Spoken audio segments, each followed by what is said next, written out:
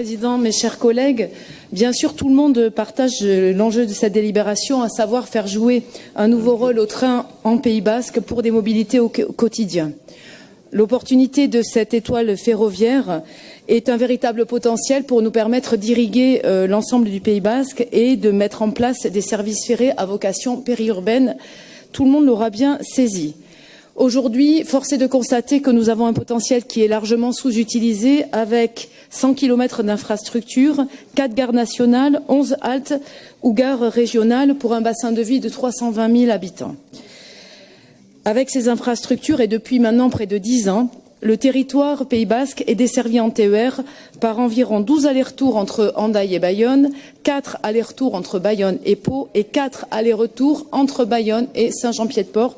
Et force est de constater que beaucoup de ces trains sont délaissés par les usagers, en tout cas quotidiens, parce que simplement, en comité de ligne, il apparaît souvent que les horaires notamment ne sont pas adaptés. Donc c'est vrai que dans la première phase de revalorisation de cette étoile, il y a la redynamisation donc de la ligne Bayonne-Saint-Jean-Pied-de-Port. Tous mes collègues du Pays Basque s'en sont félicités. Pour ma part, je tiens à souligner que cette augmentation de fréquence qui interviendra donc à partir et de cadence qui interviendra à partir du 16 décembre 2019 a été rendu possible par un partenariat à 50-50 entre la région Nouvelle-Aquitaine et le syndicat des mobilités du Pays Basque Adour, avec un modèle qui est sans précédent en Nouvelle-Aquitaine. Je crois qu'on peut quand même se le dire ici ce soir, qui existe ailleurs en France, il faut aussi le dire, mais qui est aujourd'hui possible grâce aux nouvelles solutions offertes par la loi d'orientation des mobilités.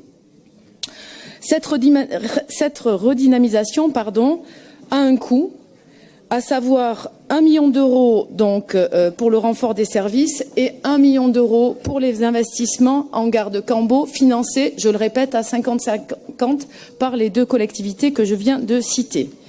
Nous devrons donc avoir, Président, deux exigences vis-à-vis de la SNCF.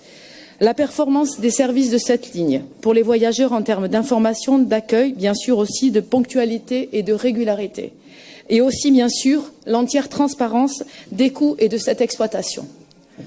Pour terminer mon intervention, je voudrais parler du réseau Express Basque qui lui aussi doit se construire sur le modèle du RER souhaité pour être dupliqué dans les régions par la ministre Elisabeth Borne et qui implique, nous l'avons entendu tout à l'heure, donc une phase d'étude pour partager un scénario d'exploitation périurbain sur l'étoile ferrée basque.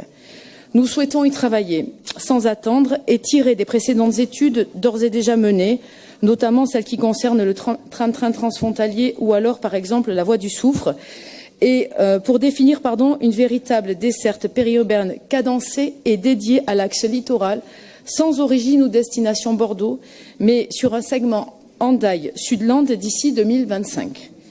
Nous ne voulons pas fermer des haltes sur l'axe littoral, mais au contraire réactiver celle de Bidart, qui a été fermée, je le rappelle, en 1990, grâce à cette plus grande finesse de desserte associée à ce futur RER ou train-train. Il en va de même sur l'axe Adour, avec la réactivation de la halte, par exemple, de la Honse, à équidistance de Bayonne ou de Hurth. De nouveaux modèles de financement et des offres de services seront bien sûr à examiner et à repositionner dans le cadre d'une ouverture à la concurrence. Bien sûr, notre groupe votera pour cette délibération.